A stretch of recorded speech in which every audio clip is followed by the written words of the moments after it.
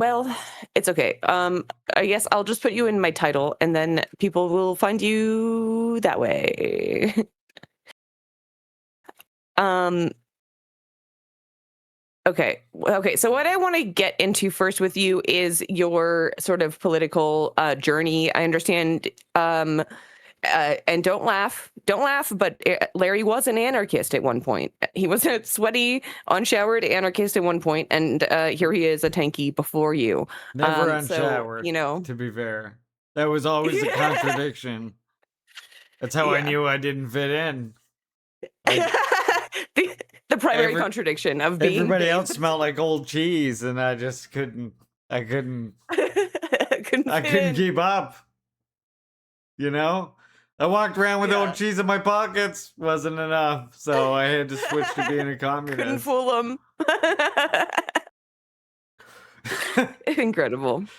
No, I mean, So, I was just kind of like yeah, like, coming from like a family that like kind of was I've politically got some literature conscious in my car that will already. change your whole way of thinking. I like I already I guess was kind of default to anarchist in the sense that like I didn't really trust the system or like the mainstream politicians pretty much right from the beginning, and always saw them as using like native people as like a token to like further that, but never knew exactly you know what was meant by that, I guess. Like I remember watching things like Zeitgeist and stuff like that and agreeing with that, and then I read some anarchist theory. And the interesting thing was, is pretty much as soon as I started reading actual anarchist theory, was about the same time when I realized, well, I don't actually agree with a lot of this.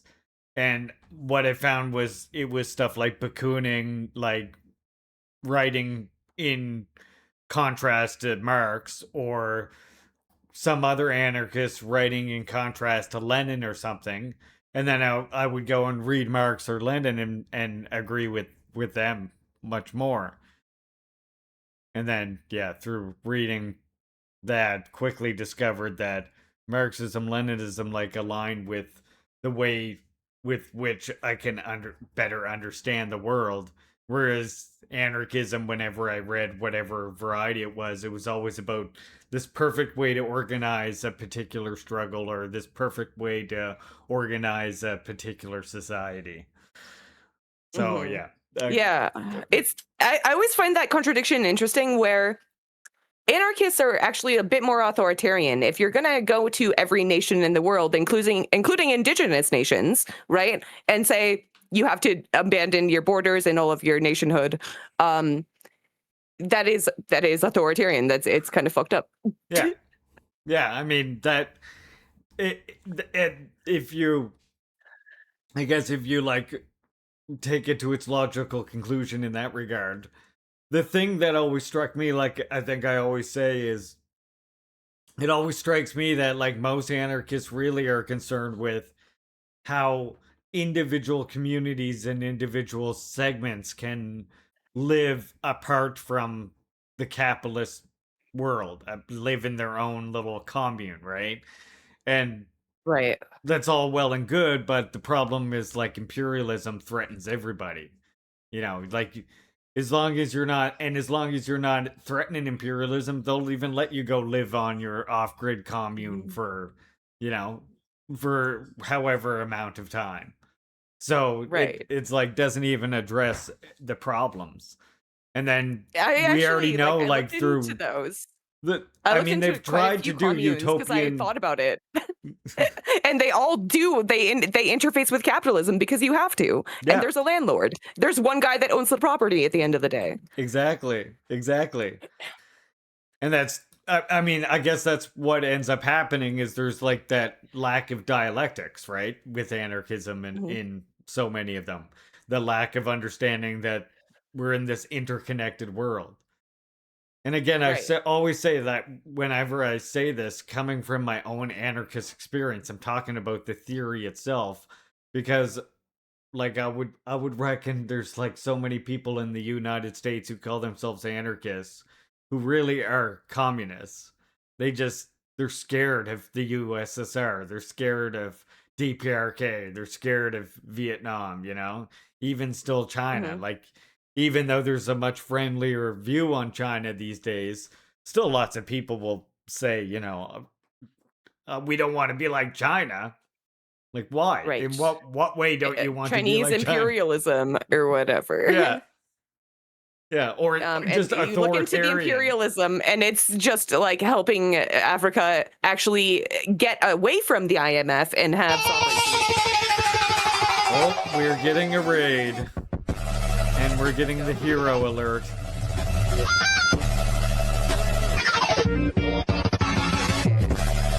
Madeline Pendleton, Raiders. Thank you. Welcome in. Lainey has been awake before me. I woke up and Lainey was like streaming in Dave's slot. Yeah.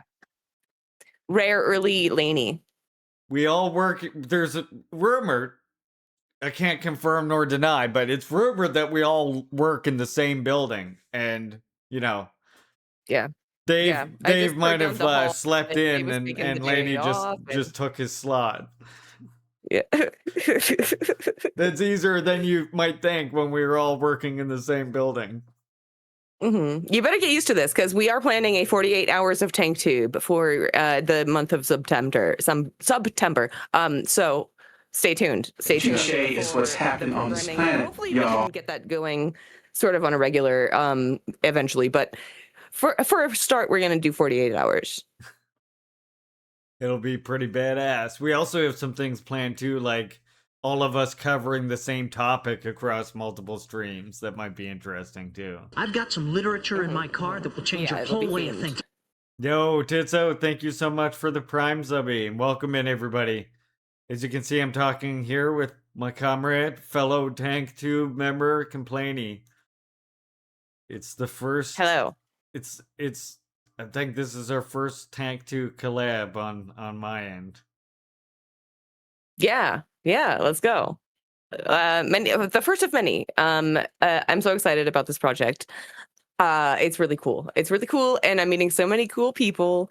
And yeah, it's great to have comrades that are not just aligned, but are actively creating agitprop and education around this issue of anti-imperialism and communism.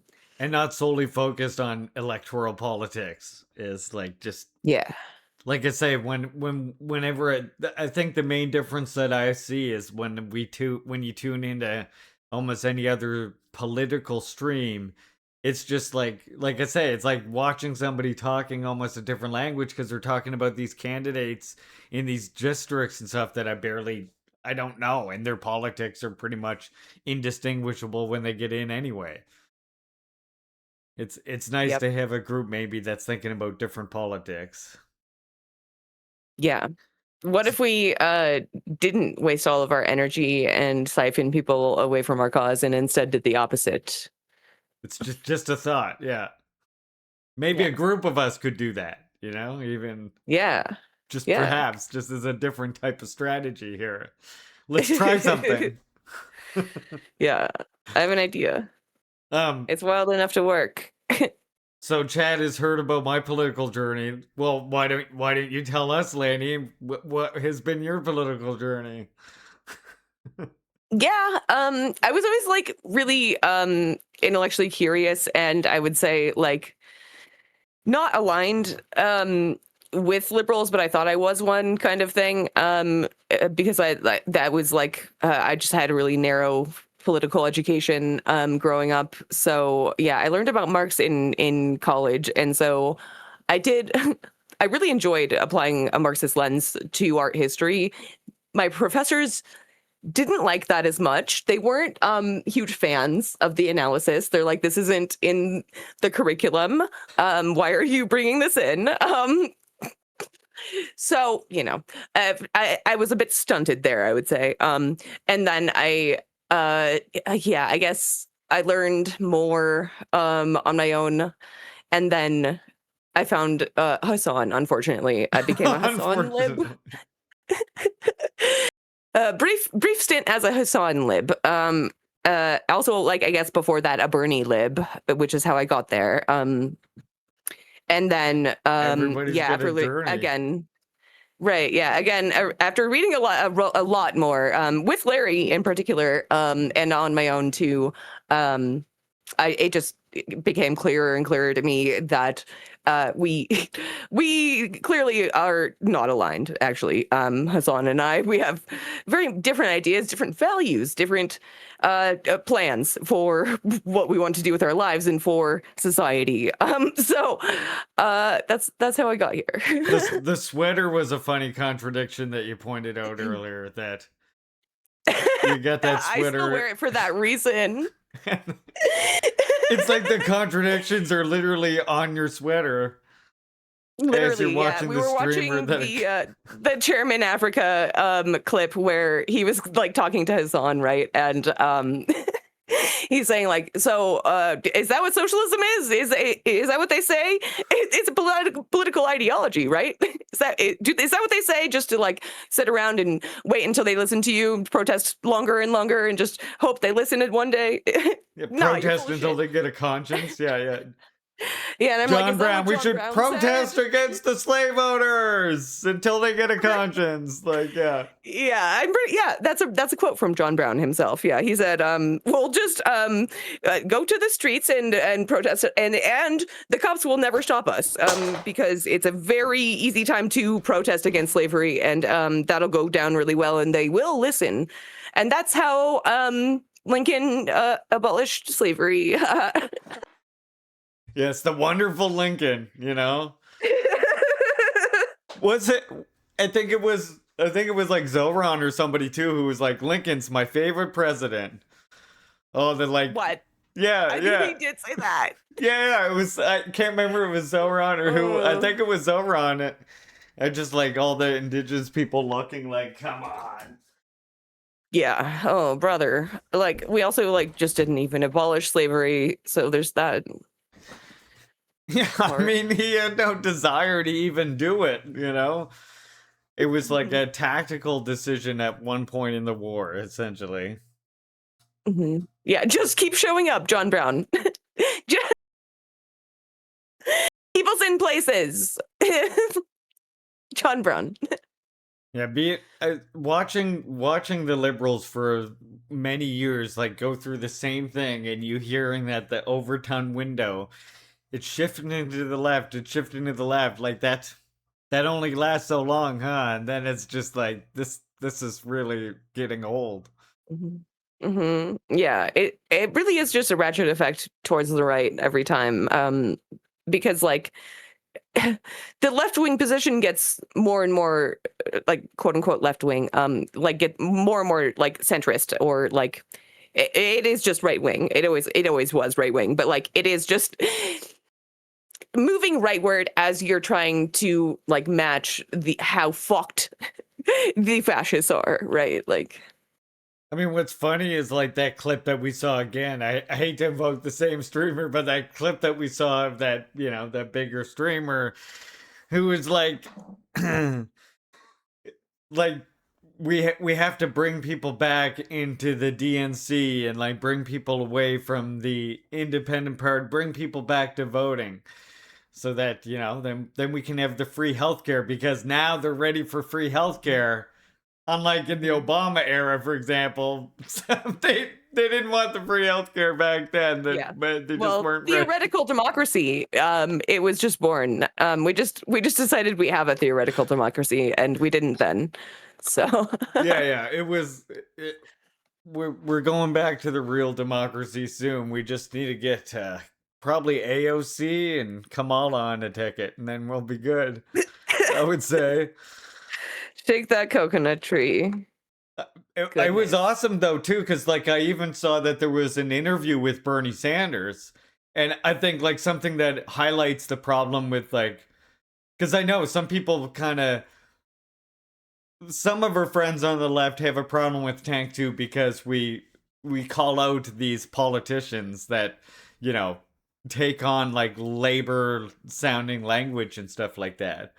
But Mhm. it feels like if you don't do that, then who's gonna be here standing like in solidarity with like, because like with people in Ukraine or people in Russia who are, you know, fighting against the fascism that's there, against their country being used in this proxy war.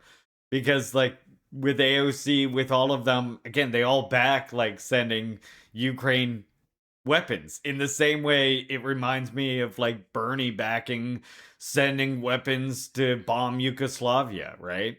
It reminds me of that same thing. It's like, here, this is this bad country, Russia, it's evil. We got to send these Russia, weapons to Russia, fight it. Russia. Yeah.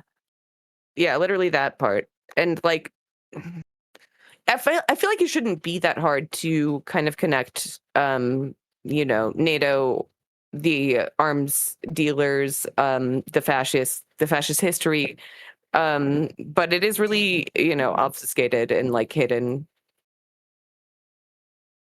Yeah, on purpose. Yeah. Yeah, literally that. I mean, one of the interesting things, and speaking of that I saw, I don't know if you saw this, was Bernie Sanders gave an interview where he was asked about communism or whatever. Mhm. And he said, instead of like defending communism or anything like that, of course, he attacked or likened Donald Trump to being a communist and said, you know, what's funny is Donald Trump is, because Donald, if you remember, Donald Trump like bragged and was like, I No. would be a good communist because I would break all my promises. You right? And then, Yeah. so Bernie was like, yeah, that is actually perfect because that's exactly the way the USSR was. Look at Stalin. That's what Bernie says, right? Yeah, Look that at literally. Stalin, he Yeah, says. yeah. He was like, he was just like Stalin. Was this recent? Yeah, yeah. Very Wow. recent interview that he just did. I wonder if I can. Fucking Bernie, dude. Yeah, I mean, It's just the compatible left, right? Like there is a reason that they are allowed to say what they like because they like what they say. exactly.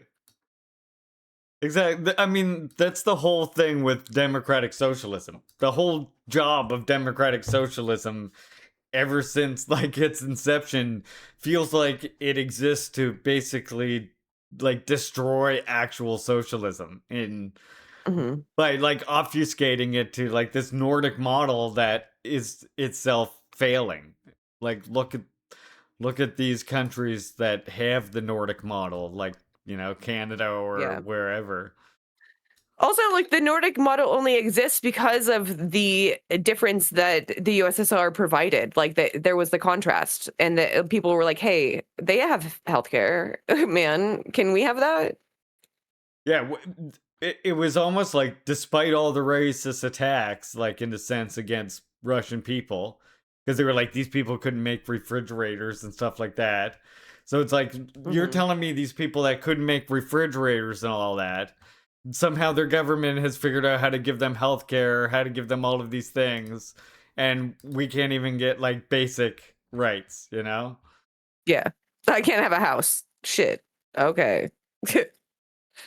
Which is funny because that's kind of like what Bernie and AOC strategy is, when you say, is like to go like, look at Canada, look at all these other imperialist countries, they have healthcare. Right. Yeah. I mean, if you were a real one, you would point to Cuba, to China, to DPRK. Like,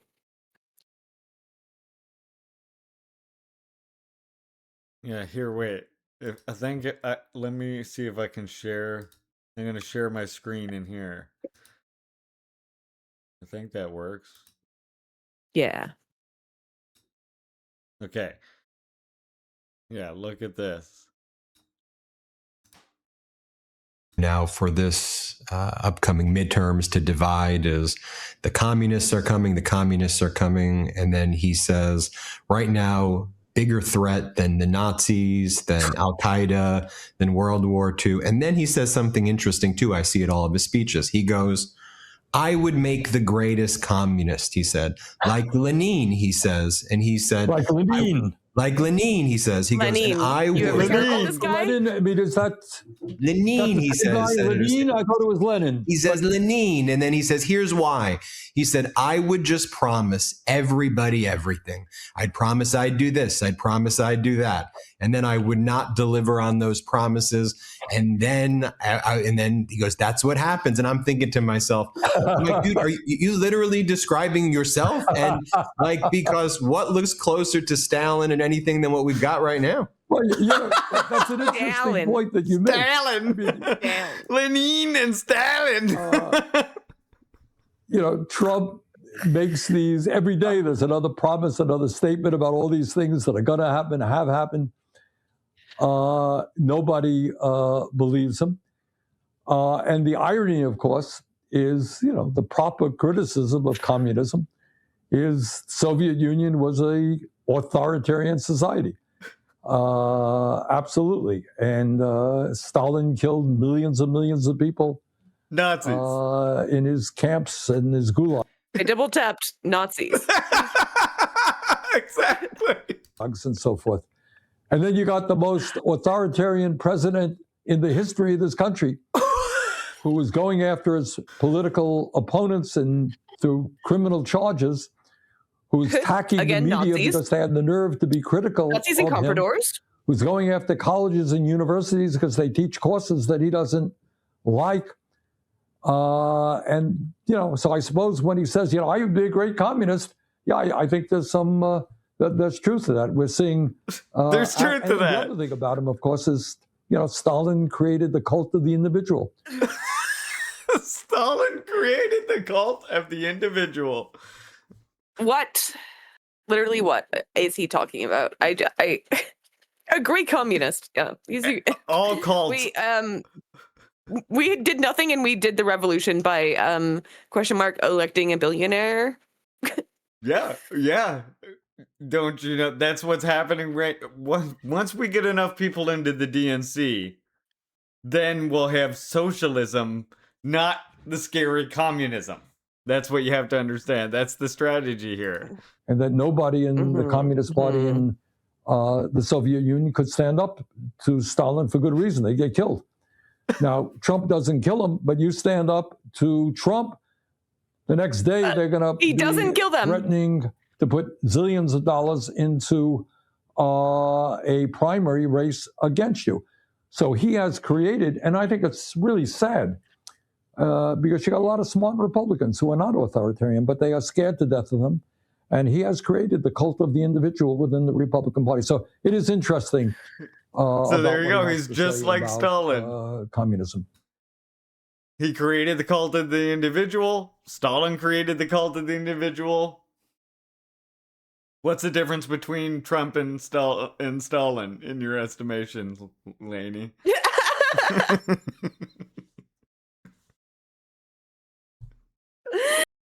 I don't understand this cult thing, because there are posters and statues of Stalin that the people decided to make. Yeah. I get question mark. I don't is that it? Because I don't. He really didn't people want liked it. him. He had aura. He had mustache. Yeah, he straight up didn't want to like keep leading. He tried to resign 6 times, and they're like, "No, please lead us. Please keep leading us." And he really, like, if anything, he wanted to like make the image of Lenin prominent. Like, he wanted people to like rally around the image of Lenin, and whenever anybody asked about his contributions, he'd be like, "Oh, well, I'm just doing Lenin's work. That's all I'm doing. Please stop rallying around my picture." He'd be like, "Please stop holding my picture. Please hold Lenin's it's not picture." My work. Dude, it's like when people ask me about DPRK, and I'm like, "I learned everything I know from Larry. Please go to him." Yeah, I mean, that's what he'd be like. He'd be like, "Please stop holding pictures of me." But, you know, at a certain point, of course, there was like more Stalin pictures and more, because, like, you know, the struggle against the Nazis and all this happened during his leadership of the party. Mm-hmm. Like that's Yeah. which is kind of what's interesting. So it's funny that they call it the cult of the individual when it almost had nothing to do with like his personality or anything.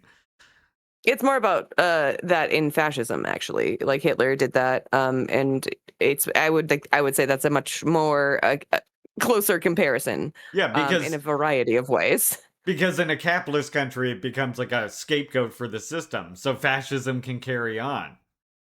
You Right. gotten rid of Hitler, so Nazism that's dead now. You know, don't worry about von Braun and all these other Nazis that we snuck over. That's Hitler's dead. You know, Yep. Yep. 100%. it's the same with Trump, Um. except in here it's we just got to vote him out, and then we'll be back to the non-fascist United States, back to the good It's times. all. It's also like a dual genocide theory to even intimate that Stalin killed that many people in the first place. Like, as we read in Fraud, Famine, and Fascism, they made it all up. It's Yeah, all made up. yeah, None of that happened. Even the famine itself did not really happen. yeah. A bunch of Nazis made it up to begin with. Literally. And then that just like it got ran within the Hearst press and picked up from there. Yeah. GMO says Molotov spoke about how these personal glorifications really made him uncomfortable and was basically worn down to not minding it as much later on. Yeah. And I do think there is something to be said about because there is a cultural influence like when it comes to like some chatters have spoken about when it comes to like China and Korea, but I think even more strongly is like there's a socialist culture that does kind of rally around like the image of prominent people in the leadership of the party, and it doesn't like represent them necessarily as individual actors but rather like a collection of the struggle and the policies that happen under their leadership. And I think watching how things fell apart in USSR kind of influenced DPRK to really not shy away from that in any way. To just like, to say like the masses build socialism. If the masses want to hold up hundreds of pictures and whatever statues of Kim Il Sung, then let them do that, And it's Yeah. like, It's clearly like really important culturally. Like um it's not just like the image or the history, but it is like the meaning of their teachings and their ideology, right? yeah, and that goes back like even other perhaps not in our interest, but look at art. You know a little bit about art. If you look at art, you see like paintings of some of the most prominent, the most influential paintings are of people or of like you know subjects Hmm. for a Yeah. reason. Yeah, 100%. Even after like the era where it was just like kings and queens primarily, and then also the church, um, it was, yeah, just like people that were influential in everyday life. Like that is where we get like the whole realist movement in the first place, is glorifying everyday workers doing everyday things. And actually even under capitalism, like with Mamdani, you can see like a little tinge of that with like the hope that he gives, some people and like that like riled up some enthusiasm in New York, but it just like because it doesn't actually go anywhere, it quickly dies down and like either it dies Mhm. with him or it dies with him just not living up to his promises. You can Right. imagine if like a Mamdani had all of those promises and then fought like a guerrilla struggle in the fucking woods also on top of that to actually make this Hmm. platform a reality, how people would perhaps view that person then. I don't Yeah, know why it's so absolutely. hard like for us to understand that. Yeah, and like it's verifiable because like there were comrades fighting alongside him, right? Like they all wrote the same thing and they all were listening to his command, right? Yeah, yeah, exactly. And and in so many different revolutions as well, you see that same thing, whether it's China or USSR, Cuba, the way people even Venezuela with Chavez, you Hmm. know? Yeah, 100%. I think, And like, its lasting is like it's proof of like the revolution living, in my opinion. yeah, yeah, I don't ever see that as like a negative thing. That like celebrating of like the revolutionary forerunners is what DPRK calls it. You know, like Yeah. what's so wrong about that? What's wrong about studying Fidel's work for generations because the man gave like 8-hour speeches and like said some important shit, you know? Yeah. It's so valuable. And like we can clearly learn a lot because it worked. Yeah. Yeah, and like people kind of hang on to those experiences as well. Like it's gets passed down. You can Right. imagine like the break with like a de-Stalinization campaign or something where your grandparents like they fought a life or death struggle like under this person's leadership, and that now all of a sudden like there's police coming around and like making sure that your town doesn't have too big of portraits of them or something. It just seems ridiculous. Yeah. Like again, authoritarian. It's Yeah. like if you're that like violently against hero worship, then you are imposing something on the people which have a will again, and they can decide on their own what they want to do. Which is interesting, right? Because it's interesting you say that because people like anarchists will look at DPRK and be like, "Oh, all these statues of their leader and all this other stuff, it's proof of how creepy and like strict and top down it is." When really, in a sense, it's like proof of the opposite. It's proof that the people are in control of their own politics. They're making their own decisions. Like all these cultural, recreational things are being built for them. It's just there's this disconnect between loving someone who was your politician, loving someone who fought for your political rights, and then here where it's, I guess all the statues are white slavers and Hmm. Yeah, colonizers, fucking murderers. yeah. Okay, so when you started learning about Juche, like, I understand you learned from a Dene comrade. How did you like go about that? Like, what was your first text? Well, first, I guess it was introduced to me from like you say, Dene Comrade in Navajo Nation Socialist Party, and they told me to just have a look at socialism as a science. And at this point, I had already studied Lenin and Stalin for a number of years now, and had a fairly good grasp on a lot of their works.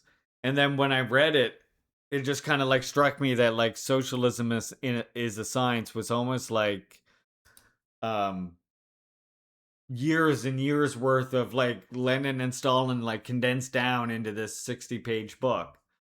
And I was like, damn, this is just really well written. It's really like it explains the entirety of revolution in this very modern, very easy to understand language.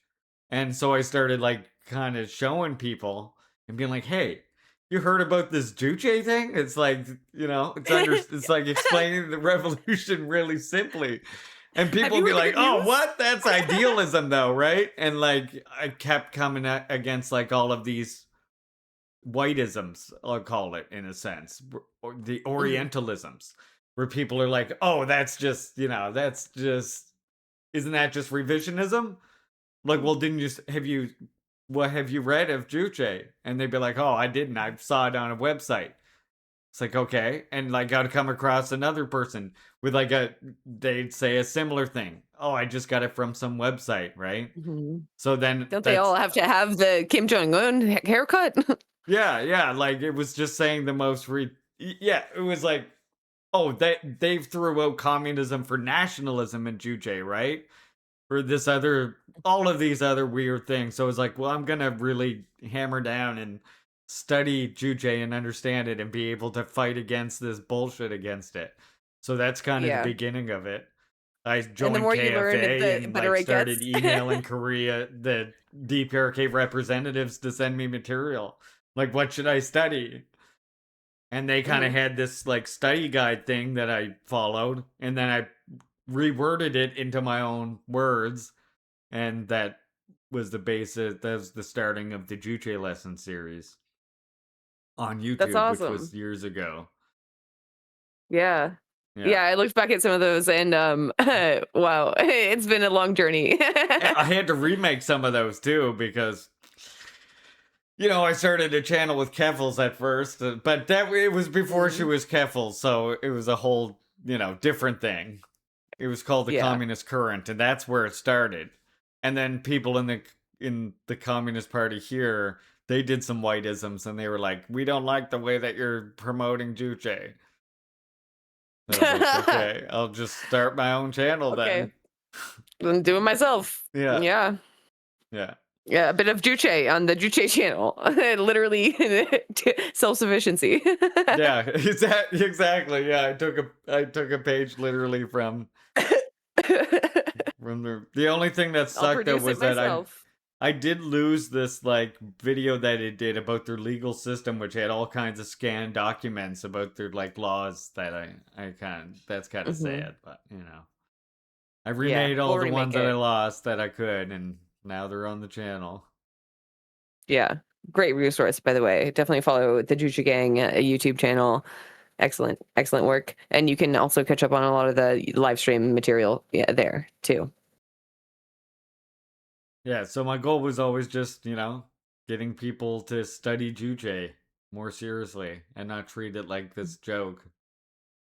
Because Hmm. everybody either just seemed to hand wave it away or like just like make some offhanded comment about, well, this is just Korean revisionism, isn't it? Hmm. Yeah, I don't understand the argument about abandoning Marxist-Leninism. Like what? Where Well, does that come from? because you can only have one philosophy at a time, right? As you know, Oh, right. Sure, one sure. no philosophies can overlap or complement each other. That's simply Mm. impossible, right? There can Yeah, you can't only build on former philosophies. no That's never one happened. philosophy to rule them all. That's the dogmatic viewpoint. It's like it's truly though like the way that these dogmatists act is like Juche came along and like stabbed Marxism Leninism in a back alley somewhere and just like left it bleeding out and like there you go, now Juche is the dominant Right. form. Yeah. But it's like It's quite they study Marxism Leninism in DPRK, like as a yeah. prerequisite to understanding They did Juche. work together, right? Yeah, Like yeah, like literal USSR and DPRK. yeah. Well, and China and DPRK today do as well. Yeah, I, and formerly, yeah, and Manchuria was a big battleground in the first place. yeah. Well, and I don't know if you saw, but like on that recent visit, Xi Jinping went to the cadre training school in DPRK, and Hmm. Kim Jong Un said we're both Marxist-Leninist parties. So this is a good thing that you're here to check out this. Like literally So saying glad you're here. what the fuck. Yeah, There's literally. big portraits of like Marx and Lenin out front there Hmm. now, which is I funny loved after. the I really loved the like book of the gifts given to DPRK. A lot of those were from China. Yeah. Oh yeah. There was a lot of. I mean, they like kind of they think of themselves definitely as having always been fighting the same fight, like you say, since even the early days of their own revolution, fighting against Japanese occupation and then Hmm. U.S. imperialism together. Like Yeah, which is really one and the same, right? Like they've been quite united, both in their fascist endeavors. yeah, absolutely. I mean, And really, especially more recently, I would like you to talk about that. What do you what do you think about Japan's remilitarization and extra super fascism moves? well, I think that's like it's kind of like a shifting of the, we're gonna let Europe and them handle the Ukraine situation, and we're gonna shift back to the old Pacific theater again. It looks like, Yeah, with right. like the constant escalation towards Korea and China, of course. Yeah, so like ROK, Taiwan, Japan, I'm sure others around surrounding China are meant to do that exactly, like surround China, right?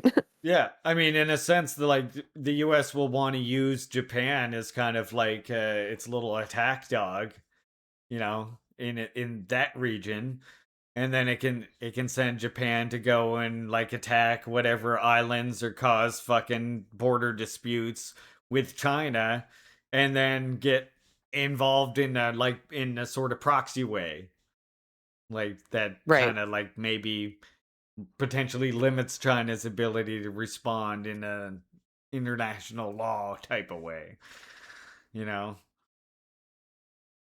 Right, right. It's always about sending your attack dogs, and they will, send every last Japanese, South Korean, citizen to this end. Yeah. They will, they will. I mean, Taiwan, if they were able to, even Yeah, if they yeah. can get I the don't right think they have party as in. much hold there, right? But thankfully, God. But yeah, the other two, bit concerning. They don't have that much hold there, but I guess like the sad thing is, look at how many of our all of our friends on the left, on the DSA left, it seems like, have Mm, horrible yeah. positions when it comes to Taiwan. Like, what the fuck is up with that? Yeah, yeah, genuinely, like uh, wanting to arm Taiwan for the right to defend itself question mark from itself, like Yeah. because it is China, like China can't invade China, so like defend itself from America would be an argument I could make. Like, yeah, arm China so that let's arm China and Taiwan specifically so that they can deter U.S. imperialism. Can we do Yeah. that? If by arm Taiwan you mean send money to Beijing, I'm all for that, I guess. Yeah, I mean it's like, even it was like there was like a couple that were like the progressive darlings there, and you go and look at their platform on Taiwan, and it's like, end strategic ambiguity, send weapons to Taiwan, like that's part of your like, they're like, end the genocide in Palestine, start the genocide in China. Right. Like, what the Literally. fuck? And like the libs always condemn China for patrolling the Strait of Taiwan when it I don't know if you know this, but that does that is just China's coast. So Yeah. that's weird. Would I'm- you say the same about the US Coast Guard in the Gulf of Mexico? Yeah, I mean, that's like one of the things they're weaponizing now, is like that border dispute with Japan, right? In their territorial waters. And Yeah. it all comes from just a claim that Japan made during World War II. But, you know, Yeah. but it's been Yeah. like China waters that China and Chinese people have been using for millennia. hmm I also saw the other day there was a huge panic apparently in ROK about some missile test that DPRK did, and they fired it just into the ocean as they always do. But they like did like a 5 alarm alert. Oh yeah. Well, I mean, that's a good way to like legitimate um the Republic of Korea, right? That's a good way for South Korea to kind of legitimate itself, is to make a big spectacle out of DPRK doing like a completely normal ballistic missile test, and go, look, it's threatening the entire world, right? And you look and it's just like a test that any other country actually does. I mean, they launch their missiles and they go to the east towards the between them and Japan usually, and land in the ocean, either before or after Japan. Right. But if you ever looked at a map of where Korea and Japan is, there's literally no other way to, unless they launch a missile always like a geostationary satellite, they're almost always going to be launching over Japan, even if it's like if it's a research satellite or whatever it is, right? It's got to go. Japan is like it's like hugging Korea. So when you launch in that direction, that is the most efficient way to launch a missile. It's the most efficient way to launch into orbit, is towards the Earth's rotation.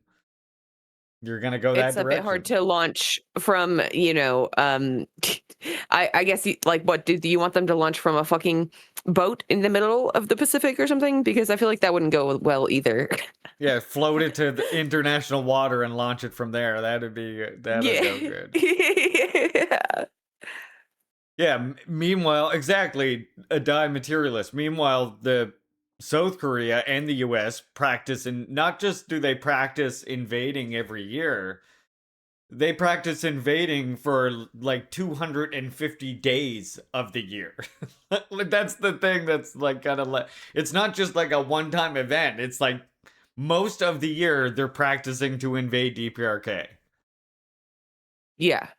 No, literally every day, basically every day. It's again, you can't really tell, right, if it's a military drill or if you're actually being invaded by the US and South Korea. Like, who can say? Well, I mean, imagine this. You're at war with a country and they're like, don't worry, we're just doing a military drill right now. We're just pretending to invade you. Just a test. Yeah, come on. We're just practicing. You're gonna get a little antsy, It's a little understandable why that'd make you a little bit nervous. If somebody was like, "Hey, just letting you know, we're gonna pretend to invade you right now. This is just a test. It's a war game. We're not actually gonna invade. It's gonna look like it's happening. But we might. It's the implication. Yeah. I mean, that's part of the whole plan of it, right? Is to always keep them on edge, to keep them in this that will change your whole way of thinking. abnormal state, in a sense, always, to try and make life as uncomfortable as possible, in a sense, right? It's the same imperial strategy everywhere. Yeah, it's like the imperialist version of like, I'm not touching you. Yeah. But like you actually might blow someone up version. Yeah, exactly. Like they do kill people in the war games, Sometimes their own people. In fact, like Chatter has just pointed out in my chat here that they dropped a bomb on a village in South Korea by accident. Yep. And took out a bunch of people. Yeah, recently, I think, a couple of months ago or something. It happens pretty regularly. Yeah. So some, Lainey, would call us tankies because we defend these countries like DPRK and Russia. And yes. Yeah. How important do you think it is to defend these countries that make us perhaps the most unpopular stream team on Twitch? It does not come without its repercussions, but I'm going to say it. I would do it again. I will do it every day because I think it's so fucking vitally important. And I think you're missing the point. In fact, like the whole point. If you aren't analyzing things on a global scale, because we are international. Whether they deny it or not, the billionaires, the ruling class, are operating on an international scale. You bet your fucking ass Nancy Pelosi is reading the Chinese economic news every morning. You know she is. Okay? You should do the same. from a different perspective.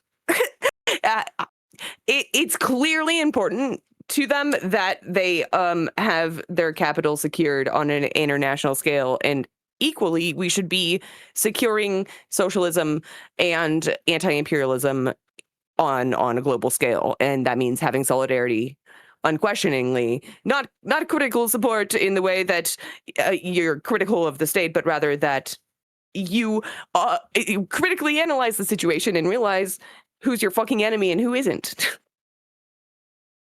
Well said. Well said. I could not agree more. I learned from the best. TankTube is pretty aligned when it comes to, I think, thinking that defending these countries from imperialist targeting is absolutely vital. For it's got to be the primary thing of politics, and I think that's one of the biggest. I think, well, it is, of course, the biggest separation between us and the democratic socialists is they want to ignore imperialism in a sense and just not talk about imperialism. When it is mentioned, maybe it's like, I don't want the unaccountable spending or the unlimited blank checks or some other slogan like that.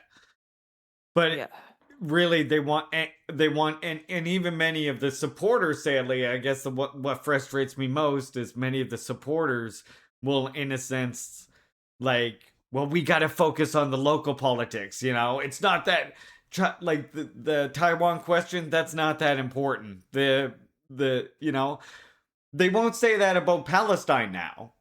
Since October 7th, of course, since that shattered everybody's worldview and reality about the norm that came before. But they still do it with these other countries, right? Which I do think is an interesting contradiction, that like that rupture happened with Palestine, but still with other countries, people are like, oh, well, it's just not important for us to focus on China and Russia. It can handle itself, right? As if like not our job as internationalists or something. Iran too. Like I think people talk about Iran less and less every day, and more is happening. So that's strange, because it definitely impacts us the most. If we're concerned only about that, about our tax and our fucking economy, then you should be concerned about the fact that we are going to run out of oil because we continue to aggress upon Iran. Yeah. And that means respecting Iran's sovereignty. It's not, you know, it's not just about like, because that's kind of the red flag, I think, for some of when I see some of these platforms where it's like, we don't want Iran to have a nuclear weapon. We want to go back to the JCPOA, the agreement we had before, yeah, the right? Obama deal. They're like, we're not going back to that deal. They're like, fuck that deal. You know, that was shit. Yeah, like, no, that's out. Like, we agree already to these conditions. You agree to them or this keeps going, essentially. You know? But so, like, I think that shows, like, just how vehemently in support of imperialism democratic socialism is. Like, just as an entity, as a strategy. Not all the individuals who call themselves that, necessarily. Although a great number of them will frustrate us because they will jump on the sword to defend some of these positions. It's the cognitive dissonance is it really reveals like how important this education is, to teach Juche, to really study what Marx and Lenin actually said and what they meant. And I love that you do it in a collective format for us. I've learned a lot from you and from like how you structure your streams and how you educate people. How would you direct chat to educate people in that way? Like what kind of like skills can you put in your pocket that make that effective? Well, that's one for me that it took time, because I mean, like for me, it's hard to give advice on that, because in a sense for me it was like I went through the fucking trenches of Left Book, which was like this Facebook nightmare of like leftist politics where anarchists and Marxists like yelled at each other, and we joined groups and made groups, and people like captured groups, and like we fought against each other. Like there was Marxist Leninists would like form a group and try and study, and then you'd have like this trolling group of like anarchists or like Oh my god. or like left comms or something that would like then infiltrate the group and like start all these arguments endlessly. It was something like I say, this is like there was times where people like would make Facebook pages of me with like Kim Jong-un body pillows, and I'm like, what is that supposed to hurt my feelings or something? I'm like, send me the Kim Jong-un body pillow and see how much I cry about it. So yeah, I would love that. I was kind of hardened in the trenches of that. But I think something that does help is to remember, like, when you're responding to somebody, when you're polemicking against somebody, let's say, because you don't want to debate, right? The fucking debate's usually polemic against the person, because Yeah. then you avoid the personal attacks.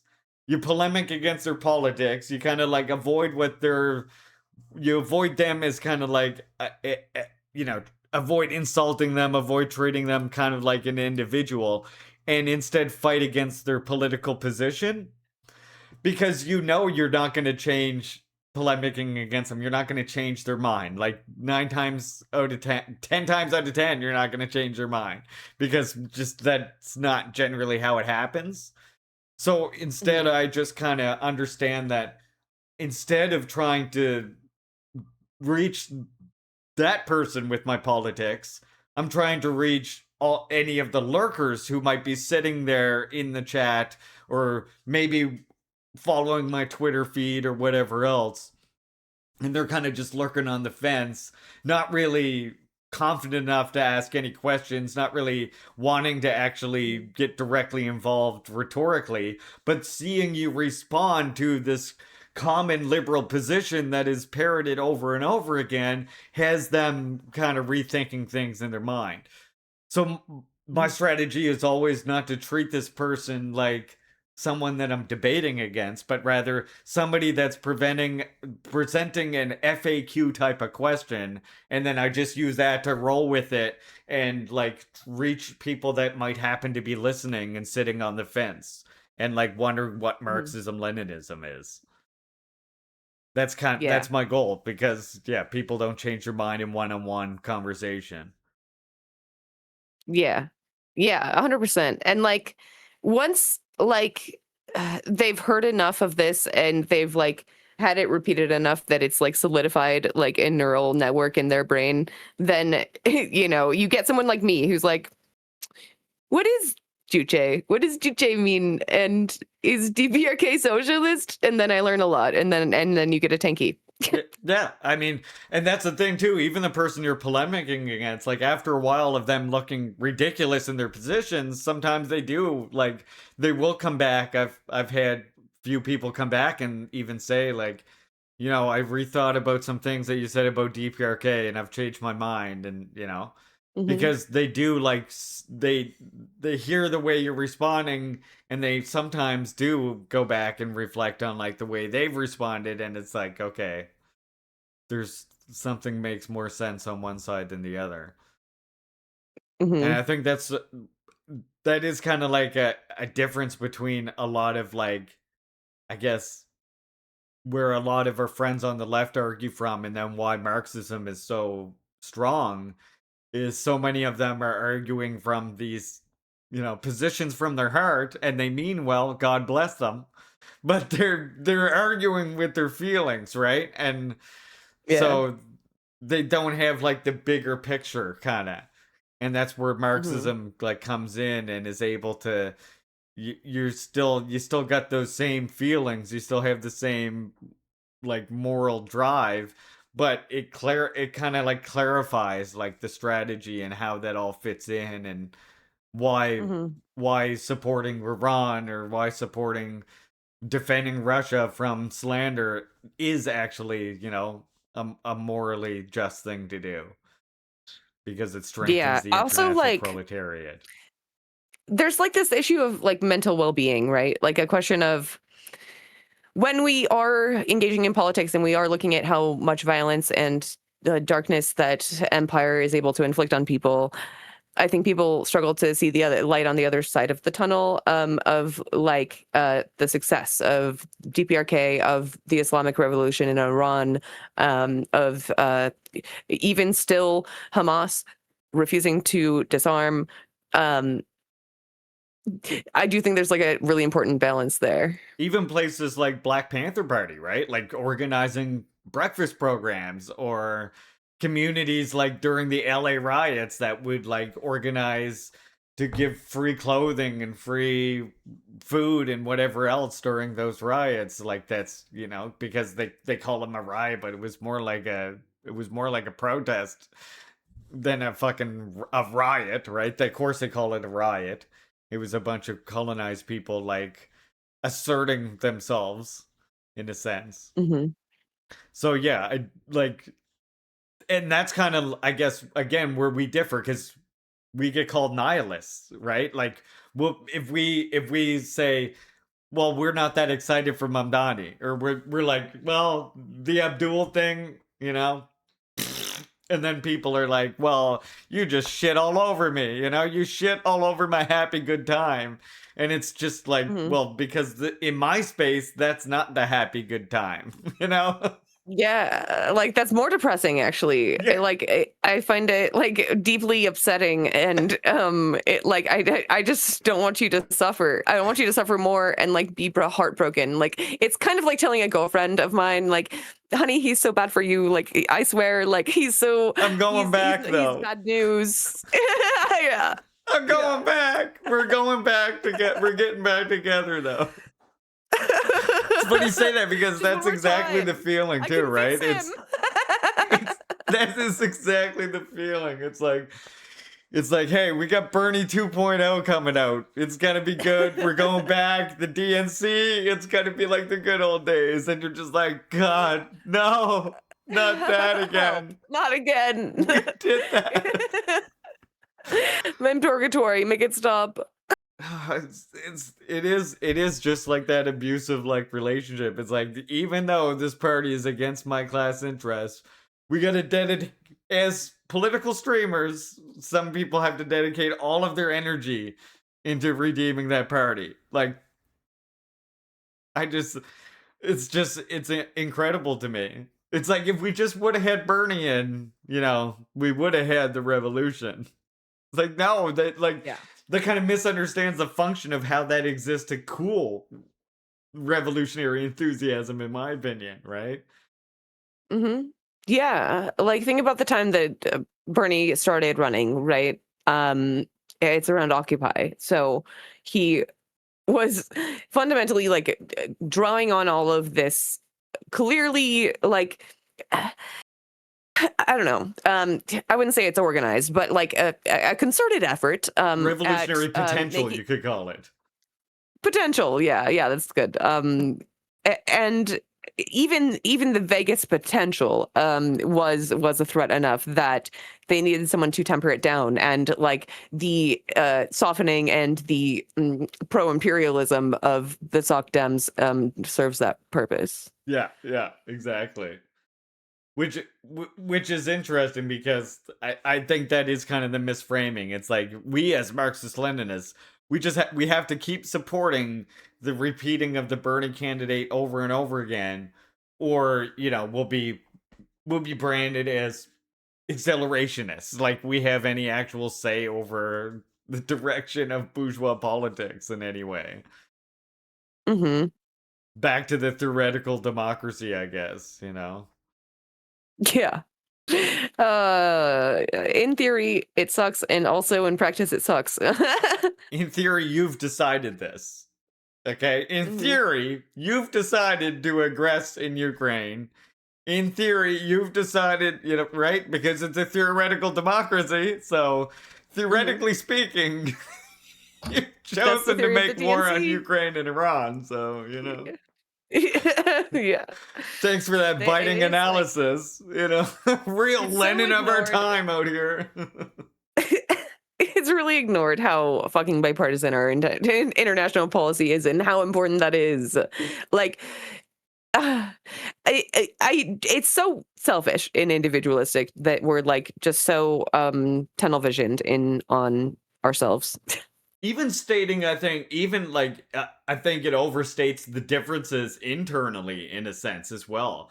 Because I do, I wish like comrades would be more able to clear on the sense that whether it's Medicaid for all or whatever rights, it seems like for the majority of, at least, like, let's not talk about the well-meaning Abduls or whatever that are in there. But for the DNC as a structure, it's hostile to those things, right? Like it will rhetorically use them, but passing them now takes away that as an election point. It takes that away as a point for it to differentiate itself from the Republican Party, and again, then and at the same time, therefore, legitimate this theoretical democracy, if you will. Yeah.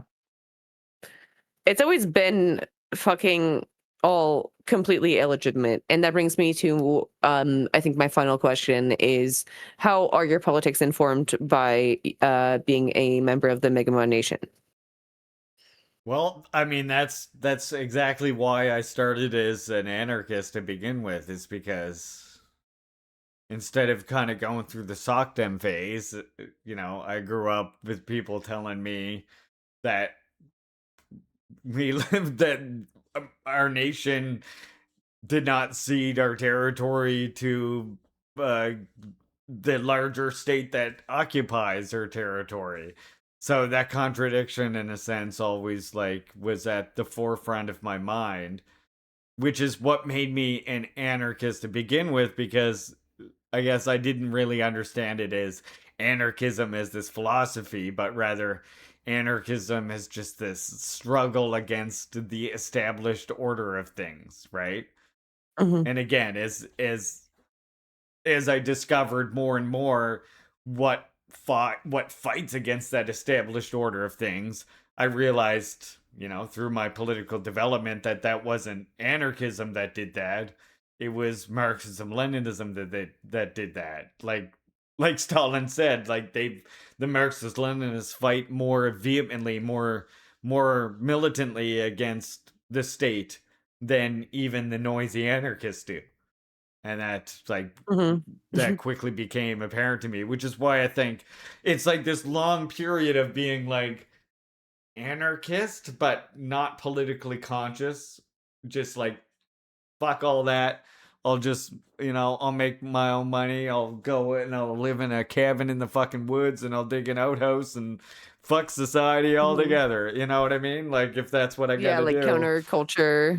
Yeah. Like that was kind of the thought process, and then realize that it's connected to also a larger struggle of other people trying to gain their liberation, and like seeing the other peninsula people and their theory, because Nova Scotia, that's a peninsula too, so-called Mi'kmaq, so-called Nova Scotia, that's a peninsula. So then learning Juche and learning the peninsula, the struggle on the Korean peninsula, it was like my peninsula people. So I studied their, the little tiny nation fighting against this giant power, Japanese imperialism, U.S. imperialism, here Canadian imperialism, U.S. imperialism. The parallels are endless in that respect. Yeah. So Yeah. Juche was just inevitable for me. The logical conclusion. Yeah. I mean, because I guess the most important thing is like really a Marxist-Leninist, right? The Juche is like an expansion pack that makes you better at explaining Marxism, Leninism to people. It makes you better at understanding why China is socialism, despite this and that, contradiction that might exist in their society or whatever, that you can't even fully understand as an outsider, probably. Yeah. Also, like putting it into practice, there's a lot of lessons like about literally practicing Marxist Leninism, like that's what I love about Juche. Yeah. I mean, and there again, I think it's also a big thing for me is like actually touching grass and being out there really helped fast track it for me once I started getting a little bit politically active. It was like I read a Kropotkin and a Proudhon book and Emma Goldman and something else, and I was like, these people seem pretty fucking racist to me. Mm-hmm. Yeah. Like half the That is books an seem issue, pretty. I would say. Yeah, they were like Emma was like Asiatic, Lenin that Asiatic beast or something like that, and I was like, whoa! I was like, oh my no. goodness! Oh God. Yeah, I was like, whoa! Jeez. Yeah, Emma This your Goldman. guy? Yeah, everybody was like, read Emma Goldman. She's so good. She's like she critiques Lenin. You don't understand how good her anarchist critique of Lenin is. And then when you go and read it, it's like My God. Lenin's an Asiatic, like whatever, like tyrant. And I was like, that doesn't seem It's like a like good something out of a Ukrainian journal. It sounds like something they would publish. Right? It was bad. I mean, really similar things from Trotsky towards like Stalin and all of them, right? It's like this racism. Yeah. It's interesting. Yeah.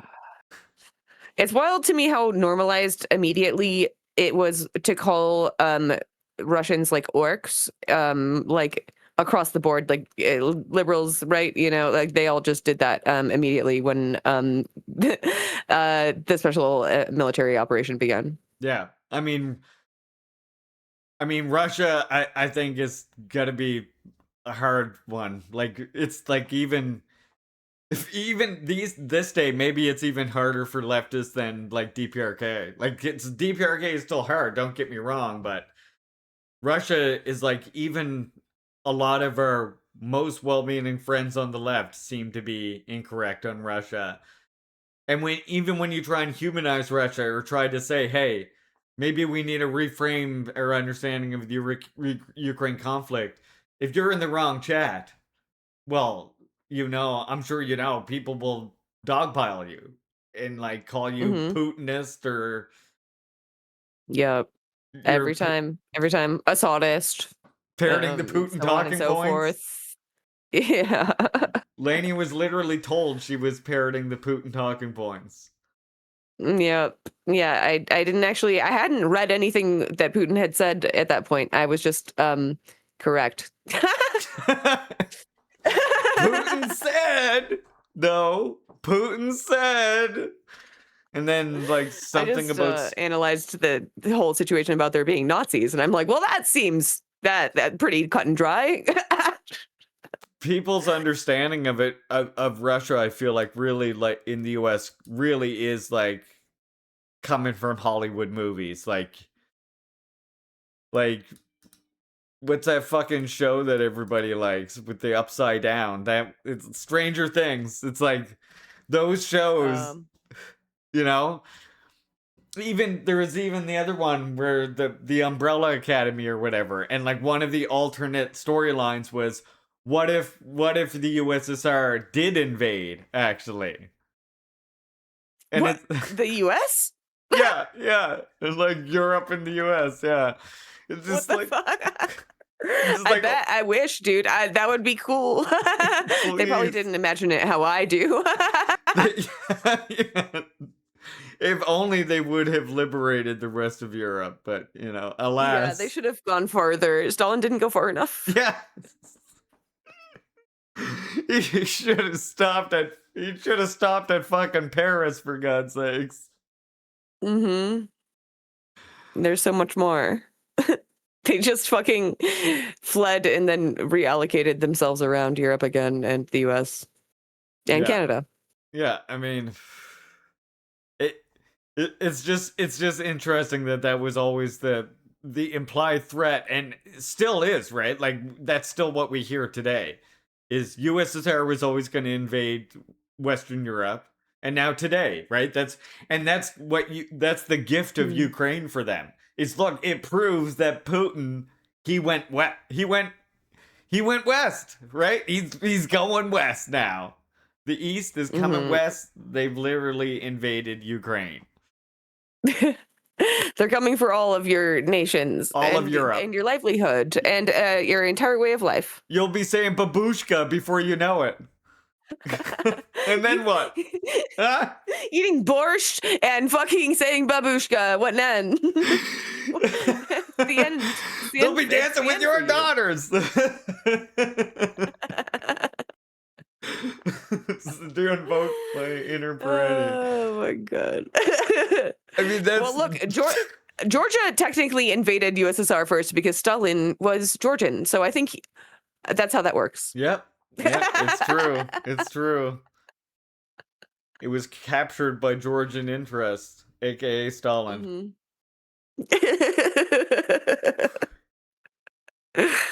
Incredible. Yeah. Incredible. I love that. I love that for them. When really that is why I do think talking about Russia is important. That's why in our Tanky Times newsletter that Comrade Laney narrates, we'll have to organize a joint reading and figure out how we're going to do that. Yeah, soon, TM. Just like me switching it to Affinity soon. Someday.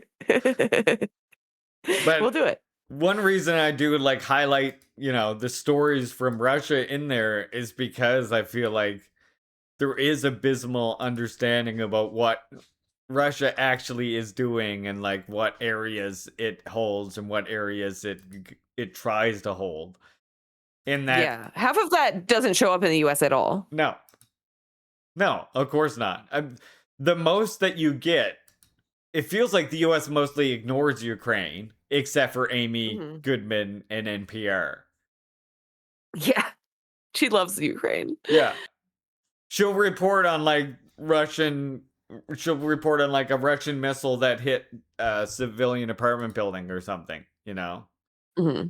But she doesn't actually talk about what Russia's aims are, which is why if you were to watch Democracy Now! Exclusively, let's say, as one of your only news sources, you could be very easily led into the idea that Russia is kind of taking the strategy that the West takes and just terrorizing people, right? Just bombing imperialism. civilians. Yeah. Right? Yeah. And then you can see why so many of our friends on the left who don't watch anything outside of mainstream media, why they they're still on this wrong side of the question when it comes to Russia. Which I think is probably most of Twitch, yeah? Yeah, I think Amy is a huge part of that. And every time I shit on Amy, everyone's like, wait, why is she bad?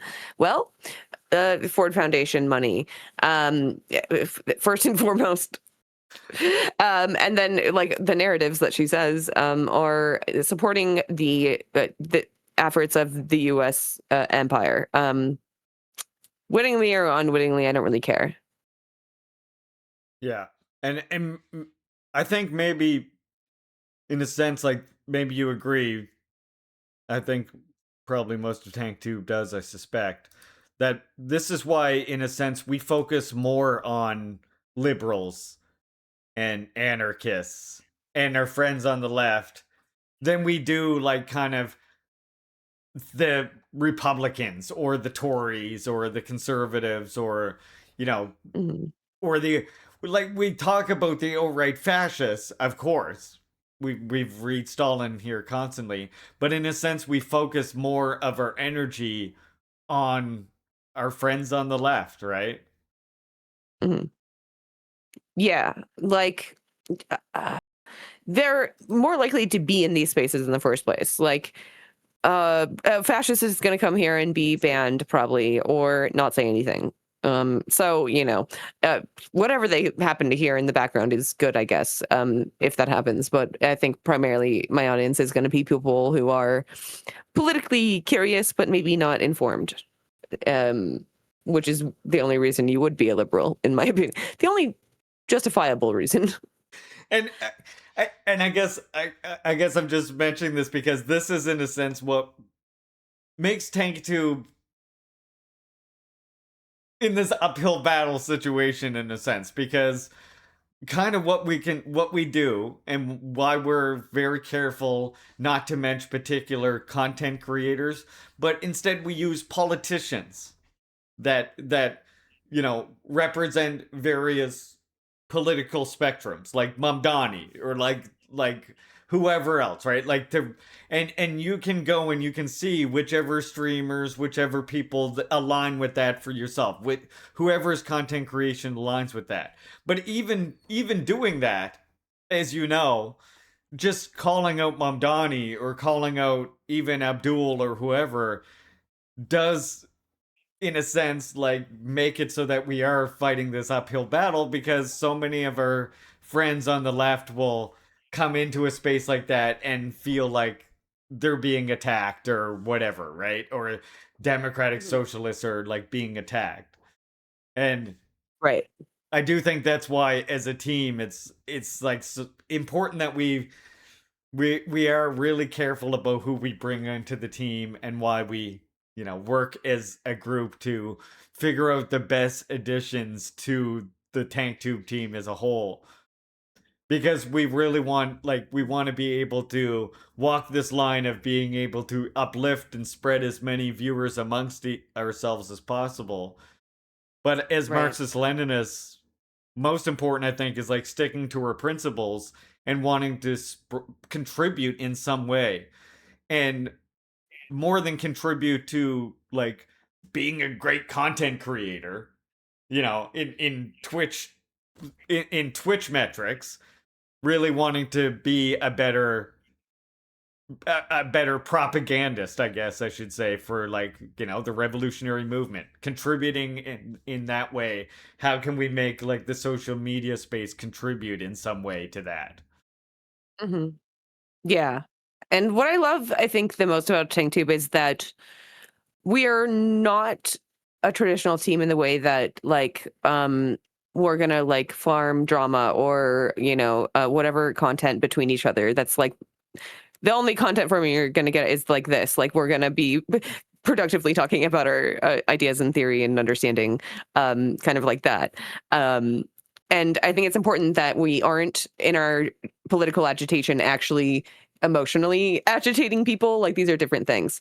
And it's better for us to rely on just staying like intellectually engaged, which like physically helps you from being emotionally engaged, right? Like they are in your brain, opposite parts of your brain, right? So like you really are just operating on different levels of your brain when you are mad and upset and fighting and debating versus actually learning and engaging and dialoguing, doing dialectics.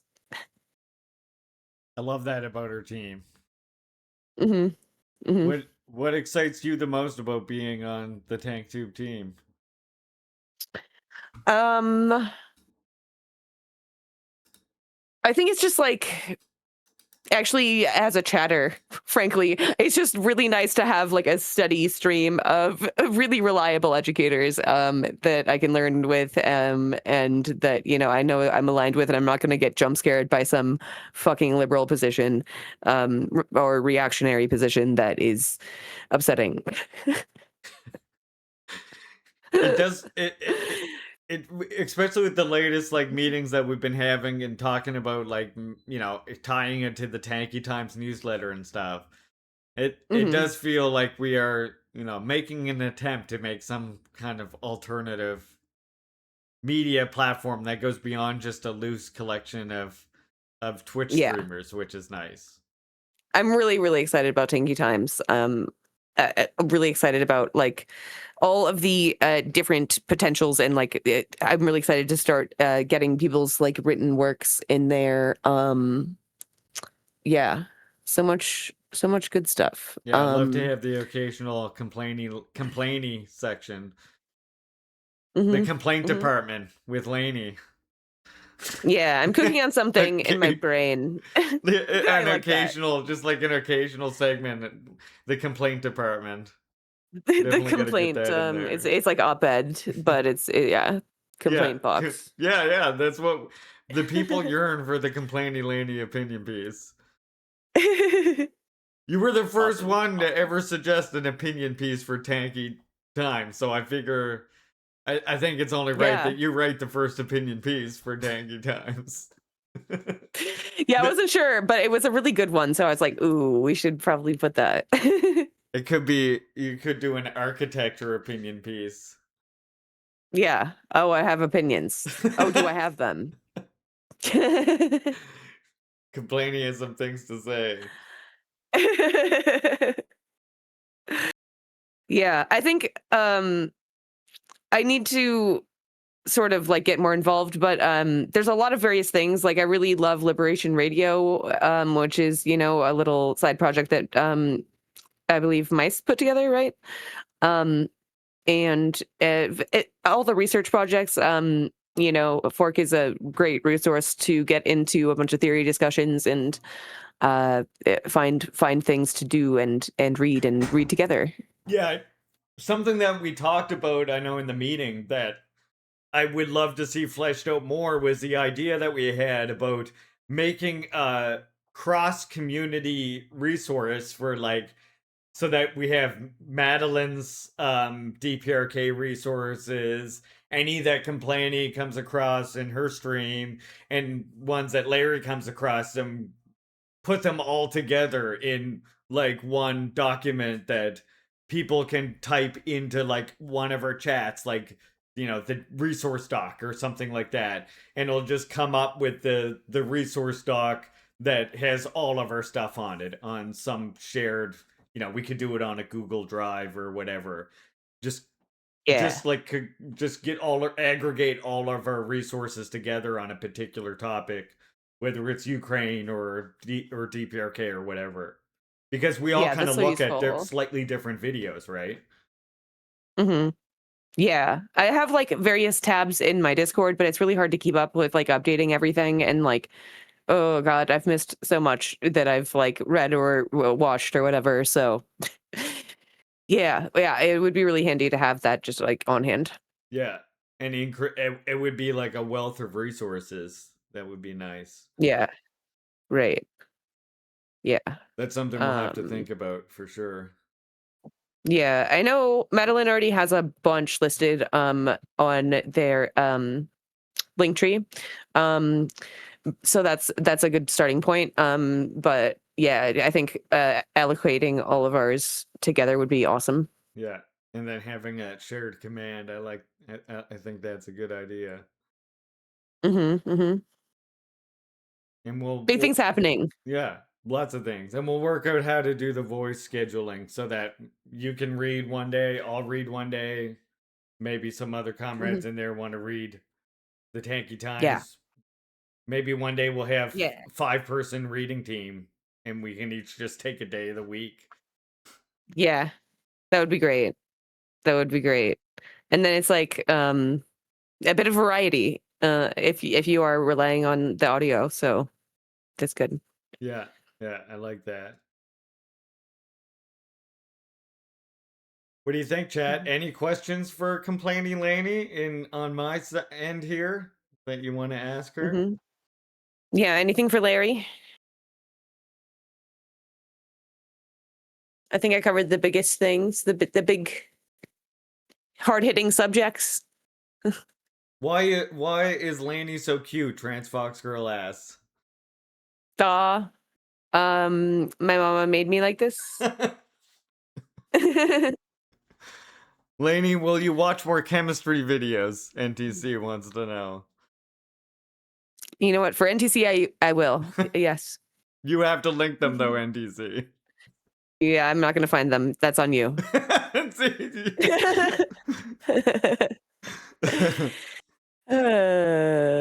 You've been delegated work. You focus a lot on promoting leftist ideas. That's good, but I haven't heard much about the discourse within the left itself. What are the biggest debates right now besides the foreign policy of Western countries? For example, questions about structure of a polytechnic party. Polytechnic, how should it be organized? This is translated from Russian, so I don't know. A polytechnic party? I mean, we don't want to organize a polytechnic party. We want to organize a monolithically ideological party, right? Like, what we would like to do is get to a point where PSL and FRSO and WWP and all these other communist orgs have had so much experience that perhaps the ones that are on the correct side of history are merging back together into one organization again, right? That would be kind of like... That would be kind of the goal. Like, Polytechnic means I think worker. the biggest thing. Okay, Polytechnic means worker. Well, then yes, I mean that's literally what we're doing. Worker party. Yeah, we're our assertion though is that it's fractured over like electoralism, right? Yeah. So reform or revolution is the fracture. Exactly. The same fracture as it always was. And the majority, and here's the problem that TankTube sees. I guess the reason why TankTube was made is, we saw that the problem, the majority of content creation in the political sphere, whether you're on YouTube or on Twitch, is on that reformist front. The spectrum of like what's left and right is like, right is, the right wingers, the Republicans, and as far left as you can get is like a Bernie Sanders, AOC, socialism. And then you hit a wall where you're being told you're not normal or whatever else, right? It's an extreme policy. It's a radical policy. You're not the normal left anymore. All of these things, which come from even other friends of ours on the left, content creators, right? Who are on that spectrum. Mm-hmm. So the split is like Lainey said, it's reform versus revolution. And even some people who don't understand that reform and revolution, in a sense, are like diametrically opposed. In that revolutionaries will use reforms, but that's not reformism, right? Reformism is opposed to revolution, period. Yeah. They can't coexist. And it's not like one is a path to the other. Yeah. Yeah, no, there's no to be clear, I wasn't implying that there's competition between the communist parties, just that in the future I expect that they will come even closer together. Mm-hmm. Yeah, it might literally merge. Just because you want sheer numbers at some point in time to come together. Yeah. Yes. I think that's all my questions here. So thank you so much for letting me come on ad hoc, impromptu. It's great talking to you as always. Yeah, it was great talking to you as well. It was I know it was last minute for chatters, but such as things happen quick. Months happen in a week. Life. Yeah. Sometimes there's weeks where years happen. Yeah. Something. Yeah, whatever they say. One of those. Yeah. Stay tuned with Larry, Tanky Times, and all of TankTube. Okay? I'm going to shout you out. And probably I'm just going to raid you. Okay. After this. Yeah. So. Sounds good. Yes. Thank you. Thanks again. ComplainieLainie for coming on. It was great talking to you. See ya. Salute.